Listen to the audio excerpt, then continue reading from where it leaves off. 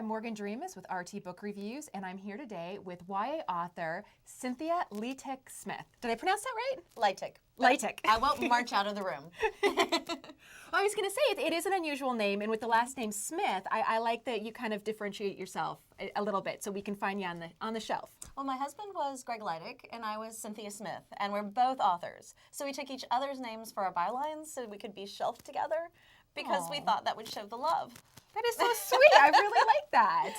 Well, we're here today because you have a new book releasing, Blessed. However, I want to go back a little bit because it is part of a series. Yes. And so for viewers who might not be, up to date with what's going on, we're going to start with Tantalize, Yes. and then Eternal, Yes. and then Blessed. So can you maybe give us a little bit of rewind on the series? Sure. The Tantalize series, as it's now become called, is essentially a gothic fantasy paranormal romance type of series. It's set in what I call a multi-creature verse. There are not only vampires and different kinds of angels, but also a wide variety of shapeshifters, including werewolves, werecats, the dreaded were-armadillo, a whole spectrum, ghosts, fairies. For folks who are thinking, what is this sort of like? It's sort of like the world of Buffy the Vampire Slayer, where you can turn a corner and who knows what you might encounter.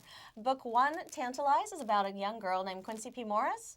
She's trying to save her family restaurant, struggling Italian restaurant, by reinventing it with a vampire theme. It's a great idea until some real vampires show up. And then she finds herself very quickly in the midst of a murder mystery in which her best friend and true love is one of the prime suspects. From Tantalize, which is a world of sort of everyday people, teachers, high school students, waiters, folks you might run into in the street, we move to Eternal, which showcases the hierarchy of the world, the vampire royalty and the forces of heaven that take them on. It's a story of Zachary, a guardian angel, who fails to save his beloved Miranda from undeath, and then is demoted to human guise and tries to save her soul while time is running out. The third book, Blessed, crosses over the two casts. It picks up where Tantalize leaves off, and it gives Quincy the reinforcements that she's probably longing for at the end of book 1. And we move forward with the continuing threads of the storyline. It's very much, to me, a story of a girl who has lost a great deal and decides that she's the one who can redefine herself, and she's the one that can reclaim the parts of her life that have been taken from her. And I like that you say reclaim the parts of her life, because pretty much at the beginning of Blessed, there's kind of two options for her. Mm-hmm. She either has to take her own life, or she's going to lose her soul. And it doesn't necessarily leave a whole lot of real options there. Yeah.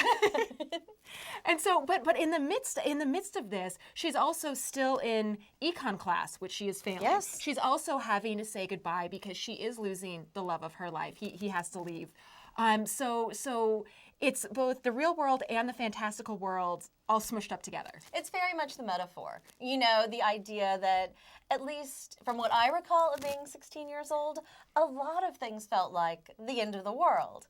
Often the person that you most want to be with seems like a beastie of intrigue and mystery. So you take all of those very real adolescent feelings and thoughts and mysteries and try and combine them into a world that is resonant as they are reflected in both monsters of the make-believe kind and monsters of the human kind as well. Well, I have to ask, I know what my favorite part of your newest book is, but I have to ask you, and I'll tell you in a minute, but first I want to get your take. What would you say in Blessed would be a scene or a character or a theme that is your favorite part? Oh gosh, it's a hard question, but for me, one of the most fun scenes to write is when Quincy encounters Sabine, who is the Eternal Queen. And they're both very strong female characters, but Sabine is extremely old. She is of the old guard, the old blood, she plays by the old rules, and in walks this upstart 17-year-old who is ready to rewrite the universe in the way that she feels that it's best fit. And, a bit of sparks fly and a version between the ladies. So I love that, but I also love when Quincy is reunited with Kieran, because it's heartbreaking. When they say goodbye, it's heartbreaking. It tears at the soul. But you definitely get the feeling that these are two characters who have been through a great deal together.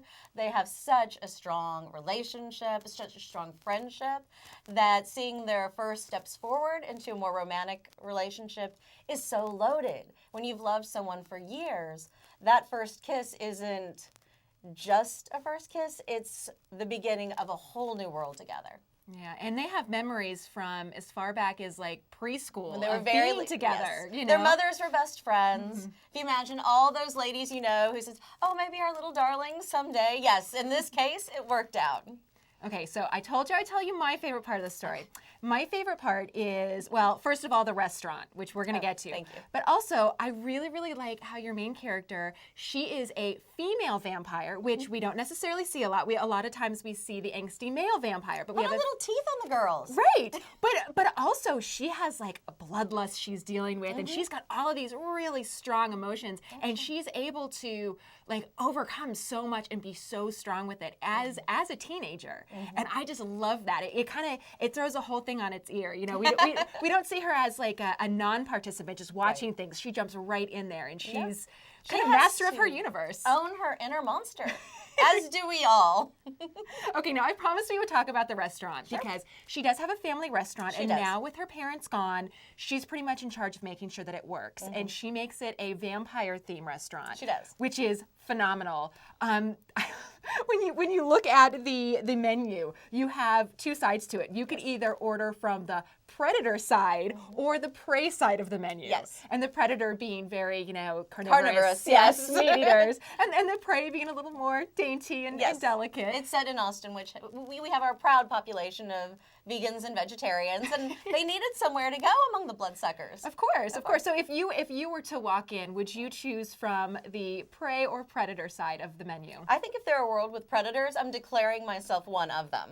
If nothing else, I've got the law degree to back it up. There you go. Only the strong survive. You bet. I have one last question, and that is about your YA blog.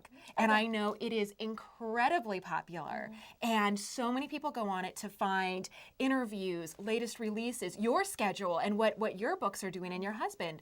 Can you tell me what prompted you to, there are so many blogs out there, and you've really risen to the top in the YA publishing world. Can you tell me what motivated you and what you think really makes it a destination for so many teens? Sure. I had started off with a large children's young adult literature resource site, and I found that for more breaking news, I needed something that could be posted right away, that could be quickly formatted, and I wouldn't have to take it down the next day when that news got old. I needed something that kept going. And I also just really wanted to shine a light on other authors. I wanted to encourage writers, young writers, teen writers, more established writers. So in a way, this blog is a love letter to them. It's filled with inspiration and perspiration and hopefully resources that they can actually use and feel connected to the bigger conversation of books and to the writer within. So if somebody wanted to go to your blog, how would they find it? Sure, probably the easiest way is to just type Sensations, CYNSATIONS,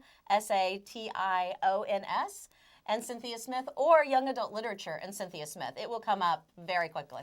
Excellent. So everyone has to go and check out our blog. It's fabulous for all the latest updates on teen news. I want to thank you so much for being here with me. Thank you for having me.